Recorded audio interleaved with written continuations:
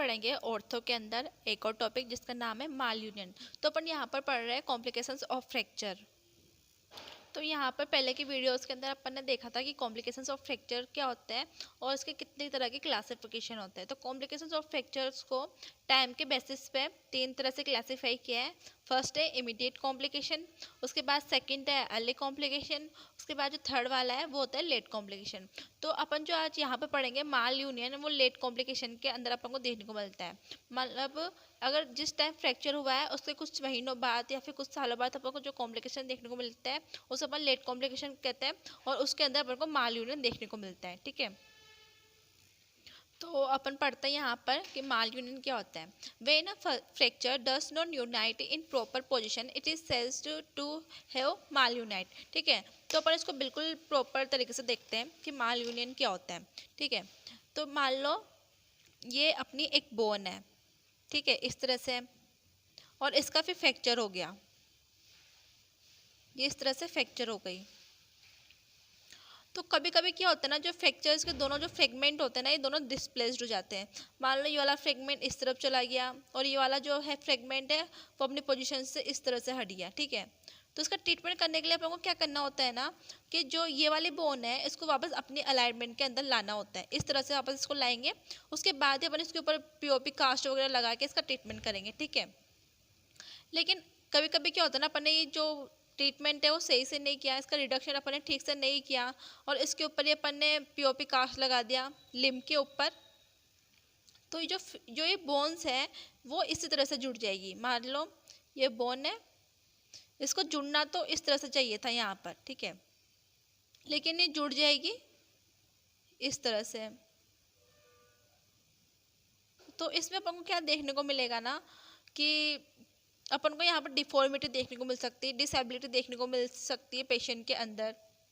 तो इसी को अपन कहते हैं माल यूनियन, कि जो बोन है वो उसको अपने अलाइनमेंट में प्रॉपर पोजीशन में जुड़ना चाहिए था लेकिन वो गलत तरीके से जुड़ गई, उसको अपन कहते हैं माल यूनियन। मतलब बोन का गलत तरीके से यूनाइट हो जाना। यूनाइट होने का मतलब है कि बोन का जुड़ना। तो यहाँ पर यही लिखा हुआ है, when a fracture does not unite in proper position. अगर जो बोन है उसका जो फ्रैक्चर हो गया है तो होने के बाद उसका जो यूनियन होता है, मतलब यूनाइट होना मतलब जुड़ना, अगर वो प्रॉपर पोजीशन में नहीं होता है, अगर इस तरह से ना होकर वो इस तरह से हो जाता है तो उसको अपन कहते हैं माल यूनाइटेड। ठीक है, तो आगे पढ़ते क्या लिखा हुआ है, a slight degree of mall union occurs in a large proportion of fractures. तो जो अपन को माल यूनियन है वो काफ़ी ज़्यादा देखने को मिलता है, लार्ज प्रोपोर्शन में अपन को देखने को मिलता है फ्रैक्चर की कंडीशन में। बट क्या होता है ना, practice the term is reserved for cases where the resulting disability is of clinical significance. लेकिन क्लिनिकल प्रैक्टिस में क्या होता है ना, तो क्या होता है ना कि जो माल यूनियन है ना वो उसी को कहा जाता है जो कि डिसेबिलिटी कॉज करता है। मान लो ये इस तरह से फ्रैक्चर हो गया था अपना, बस उसके अंदर इतने से इतना सा डिग्री का वो चेंजेस आया है, तो अपन इसको माल यूनियन नहीं कहेंगे क्योंकि इस कारण से अपन को कोई डिसेबिलिटी देखने को नहीं मिलेगी। तो इतनी सी तो जो माल यूनियन का जो एंगल चेंज हुआ है ना वो तो मसल्स वगैरह से भी हाइड हो सकता है, मतलब इसके ऊपर मसल्स वगैरह आ जाएगी तो ज़्यादा फर्क नहीं पड़ता हाथ पैर के ऊपर जहाँ पर ये फ्रैक्चर हुआ है। लेकिन मान लो कुछ ज़्यादा ही चेंज अपन को देखने को मिलता है, वो इस तरह से जुड़ गया, तो इस कारण से अपन को डिसेबिलिटी देखने को मिल सकती है। तो डिसएबिलिटी जिसके अंदर अपन को देखने को मिलेगी उसको अपन माल यूनियन कहेंगे। तो इसके कुछ कॉजेज भी हो सकते हैं कि माल यूनियन किस किस कारण से अपन को देखने को मिलता है, उससे अपन कॉजेज कहते हैं। तो इसके कॉजेज अपन पढ़ते हैं। In proper treatment in the commonest cause. तो इसका सबसे ज़्यादा कॉमनेस्ट कॉज क्या है कि इन प्रॉपर ट्रीटमेंट, कि अपन ने उसका ट्रीटमेंट ठीक से नहीं किया। अपन ने यहाँ पे डायग्राम में देखा था कि अपन को उसका ट्रीटमेंट करने के लिए इस बोन को वापस अपनी जगह पे लाना होगा, इसको अपन रिडक्शन कहते हैं। अगर अपन इसको वापस सही से अपनी जगह पे नहीं लाएंगे तो गलत तरह से जुड़ जाएगी। तो यहाँ पर है, अगर अपन ट्रीटमेंट ही ठीक से नहीं करेंगे तो जुड़ेगा कहाँ से वो ठीक से, यही बात है यहाँ पर। उसके बाद है malunion is therefore preventable in most cases by keeping a close watch on position of the fracture during treatment. तो अपन जब फ्रैक्चर हो जाता है एक बार, उसका बाद उसका ट्रीटमेंट चलता है। उसका ट्रीटमेंट जो बोन का यूनाइट होने का टाइम होता है वो एक दो दिन में ख़त्म नहीं होता है, उसको कुछ वीक्स लगते हैं, कुछ मंथ्स लगते हैं।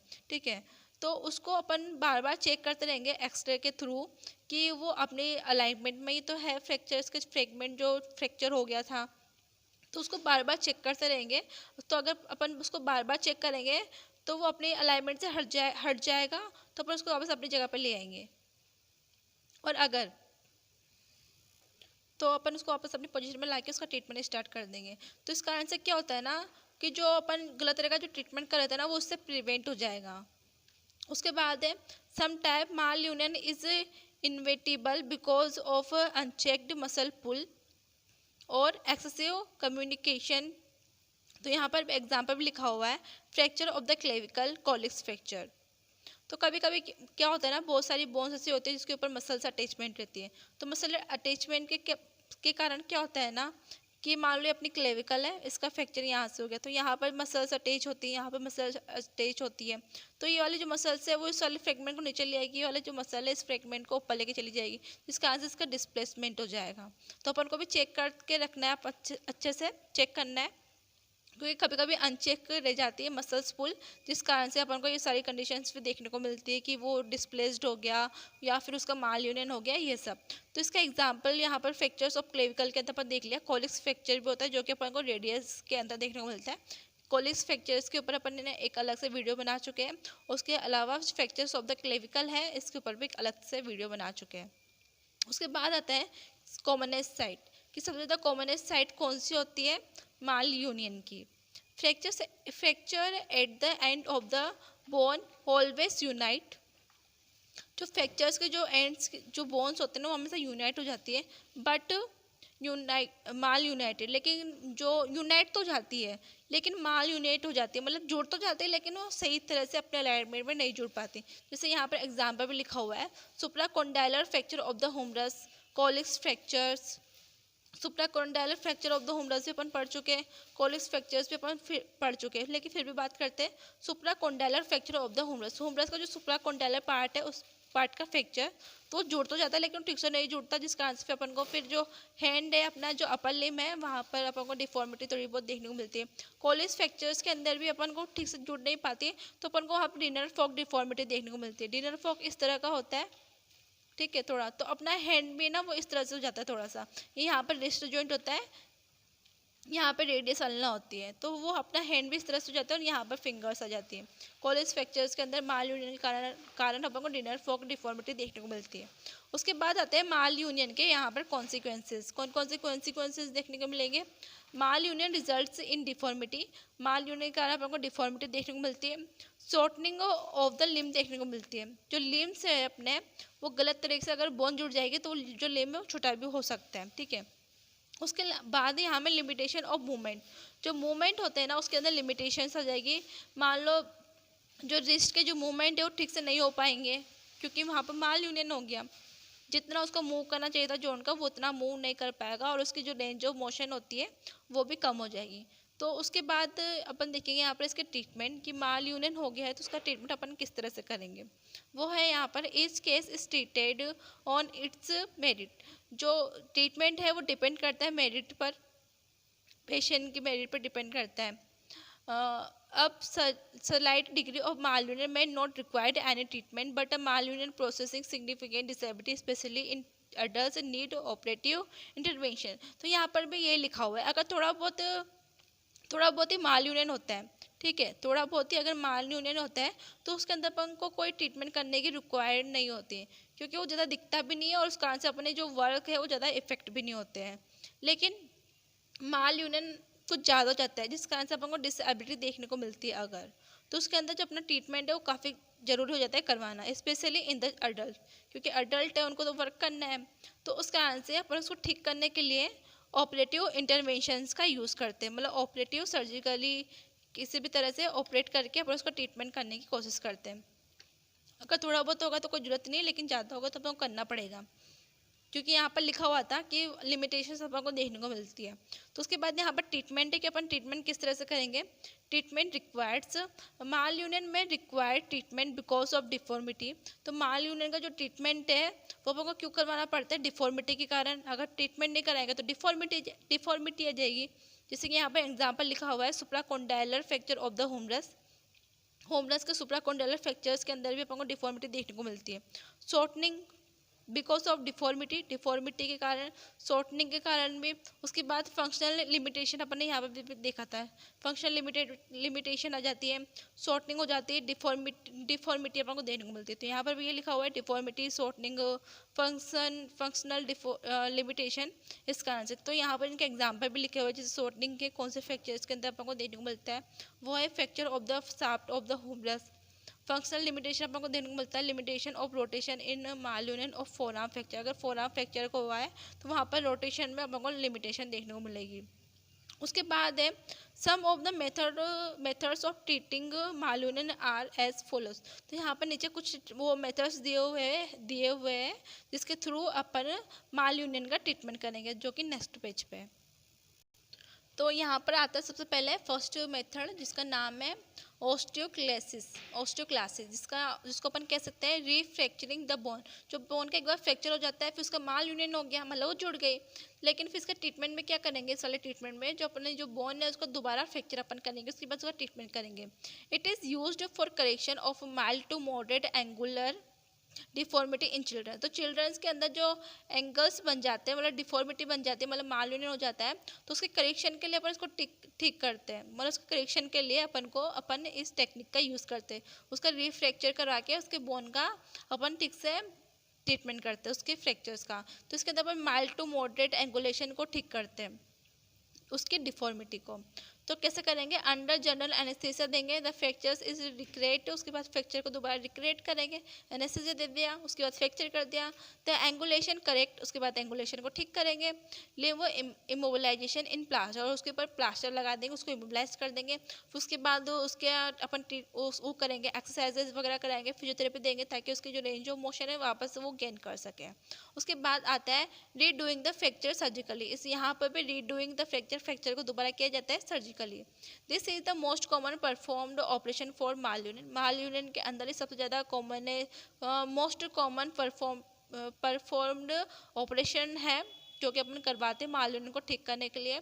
The fracture site is exposed the malunion correction and the fractures fix internally with suitable implant. तो इसका रिडक्शन मतलब ये अपनी जगह पे बना रहे, इसके लिए अपन यहाँ पे सुटेबल इम्प्लांट से यूज़ करते हैं मालयूनियन को करेक्ट करने के लिए। बोन ग्राफ्ट करा के अपन इसका ट्रीटमेंट कर सकते हैं। Bone grafting is also performed in addition in most cases, example malunion of long bone के लिए अपन इस तरह से यूज़ कर सकते हैं। उसके बाद आता है करेक्टिव ऑस्टियोटोमी, ये भी थोड़ा इस तरह से ही है।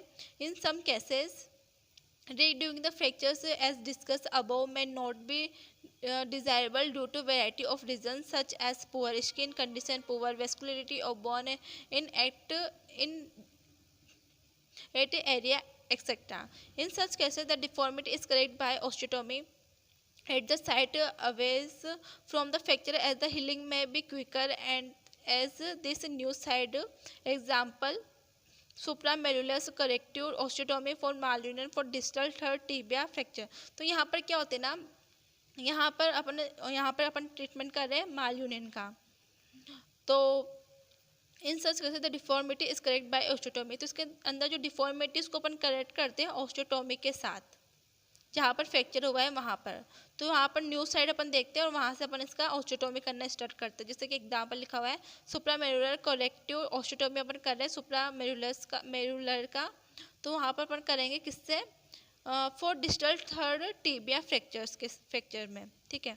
उसके बाद आता है यहाँ पे incision of the protruding bone, जो बोन होती है उसका इंसिजन करके उसका ट्रीटमेंट करना।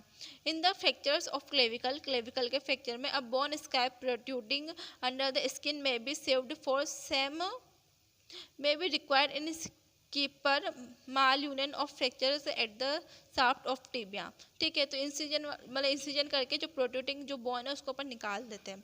उसके बाद में यहाँ पर आता है नो ट्रीटमेंट। तो नो ट्रीटमेंट के अंदर क्या आएगा, फर्स्ट वाला तो अपन ने पढ़ लिया, उसके बाद यहाँ पर सेकंड वाला आता है नो ट्रीटमेंट। तो sometime मालयूनियन may not need any treatment either because it does not causes any disability or because it is accepted to correct by remodeling। तो यहाँ पर लिखा हुआ है कि कुछ कुछ ऐसे होते हैं फ्रैक्चर्स के या फिर ऐसी बहुत सारी कंडीशन होती है माल यूनियन की, जहाँ पर अपन को नो ट्रीटमेंट करना पड़ता है, मतलब हम वहाँ पर कोई ट्रीटमेंट नहीं करेंगे फिर भी वो ठीक हो जाएगी। जैसे कि अपन क्यों करेंगे माल यूनियन का ट्रीटमेंट क्यों नहीं करेंगे, अगर वहाँ पर थोड़ी बहुत ही डिफॉर्मिटी मतलब थोड़ी बहुत ही माल यूनियन हुआ है तो वहाँ पर नहीं करेंगे। अगर उस किसी माल यूनियन के कारण कोई डिफॉर्मिटी कॉज नहीं होती है तो वहाँ पर भी अपन ट्रीटमेंट नहीं करेंगे, because it is expect to correct by remodelling. तो अपन वहाँ पर उसको छोड़ देते हैं रिमॉडलिंग के लिए, कि अगर ये रिमॉडल हो जाएगी तो हमको कुछ करने की जरूरत नहीं पड़ेगी और ये अपने आप ठीक हो जाएगी। तो रिमॉडलिंग क्या होती है, remodelling of the fracture depend on the following fractures. तो रिमॉडलिंग है वो किस किस बात पर डिपेंड करती है वो अपन देखेंगे यहाँ पर। Age, remodelling is better in childrens, जो चिल्ड्रंस होते हैं उसके अंदर अपन को जो रिमॉडलिंग है वो अच्छी देखने को मिलती है। टाइप और डिफॉर्मिटी पर डिपेंड करता है, जैसे कि side way shift are well correct by remodelling, जो साइड वे शिफ्ट वाले जो फ्रैक्चर होते हैं वो करेक्ट हो जाते हैं रिमॉडलिंग के साथ। 5 to 10 डिग्री ऑफ एंगुलेशन में आल्सो गेट करेक्ट।